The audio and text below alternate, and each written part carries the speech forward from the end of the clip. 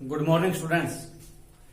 आज हम 8वीं कक्षा के विज्ञान विषय की शुरुआत करने जा रहे हैं। जैसा कि आपने पिछली कक्षाओं में ये तो पढ़ लिया होगा कि विज्ञान किसे कहा जाता है, इसके कितने भाग होते हैं। तो हम डायरेक्टली आपके पहले chapter crop production and management के बारे में कुछ बेसिक इंफॉर्मेशन, कुछ आधारभूत जानकारियां पढ़ेंगे। क्रॉप प्रोडक्शन एंड मैनेजमेंट, फसल उत्पादन एवं प्रबंधन। अपने आसपास या अपने घर में आपने बहुत बार फसल नाम सुना होगा। किसे कहा जाता है फसल? क्योंकि हम अपने खेतों में भी कहते हैं फसल लहरा रही है, हमारे खेत में गेहूं की फसल है, कपास की फसल है, चने की फसल है। फसल शब्द का मतलब क्या है? परिभाषित कैसे करते हैं फसल शब्द को? What is crop? हम अपने खेत में गेहूं की फसल है, ये बात तभी कहते हैं जब हमारे पास कुछ क्षेत्र में अकेले गेहूं के बीज लगे हो। इन कुछ एक बड़े क्षेत्र में अगर एक ही प्रकार के बीज बोए जाते हैं उसे हम फसल कहते हैं। एक बड़े पैमाने पर एक ही प्रकार के बीजों को बोया जाना फसल कहलाता है। The sowing SOW, the sowing of seeds of one kind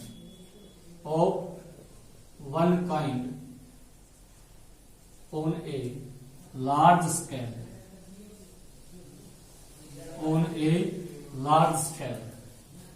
is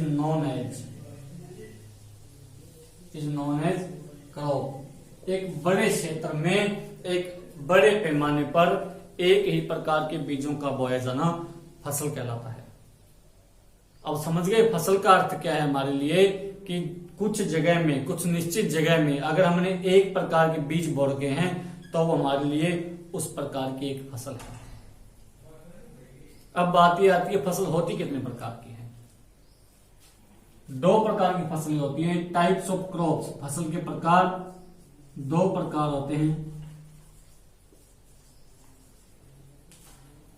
पहला होता है खरीफ क्रॉप्स,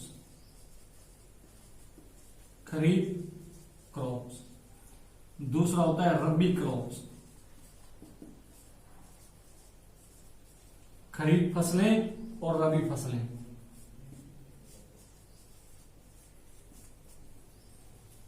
अब देखिए खरीफ की फसल कौन सी होती है? कपास के बारे में सुना होगा। कपास एक उदाहरण है खरीफ की फसल का। तो कपास उदाहरण का मतलब कपास बोई कब जाती है, या कपास के साथ वाली और फसलें जो कपास के साथ के समय में बोई जाती है और एक साथ उनका उत्पादन कर लिया जाता है, वो होती है खरीफ की फसलें। जो फसलें मई जून के आसपास बोई जाती है, यानी गर्मियों के दिनों में बोई जाती है, और सर्दियों के दिनों में जिनका उत्पादन प्राप्त कर लिया जाता है वो खरीफ की फसलें होती है। The crops which are shown in May-June months are known as kharif crops। उदाहरण के लिए कपास है,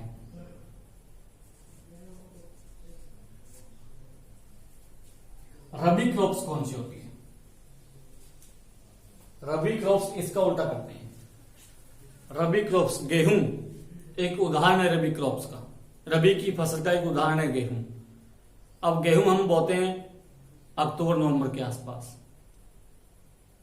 और मार्च अप्रैल में उसका उत्पादन प्राप्त कर लिया जाता है।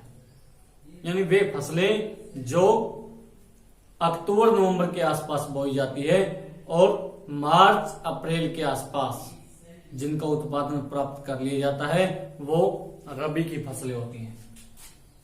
फॉर एग्जाम्पल गेहूं, व्हीट।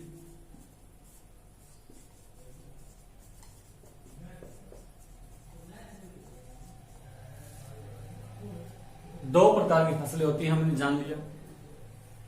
अब एक बात ये देखने वाली है कि फसल बोने से लेकर, जैसे गेहूं की फसल है, बोते हैं और अंत में कटाई कर ली जाती है, उसके बीच भी कुछ प्रक्रियाएं होती होगी। एक किसान पूरे फसल के दौरान अपने खेत में जाता है, 6-7 महीने जब तक उसका उत्पादन प्राप्त नहीं कर लिया जाता, घर पर नहीं लेके आते, तब तक उसके साथ अनेक कार्य करने पड़ते हैं। तो वो कार्य कौन कौन से होते हैं, ये बातें हम जानेंगे अभी। वे कार्य जो किसी फसल को बोने से लेकर काटने तक के मध्य में किए जाते हैं, वो कृषि पद्धतियां कहलाती हैं।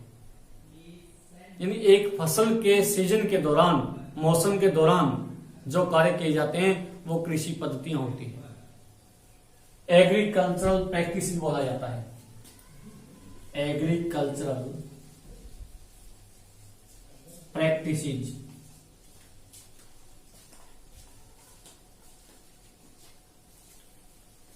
कृषि पद्धतियां।